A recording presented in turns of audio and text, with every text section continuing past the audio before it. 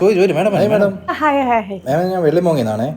മാം എങ്ങനെയുണ്ടെന്ന് പ്രസവമൊക്കെ? ഒരു മിനിറ്റ് എന്തായാലും വെള്ളിമുഖം എന്നൊക്കെ വന്നല്ലേ.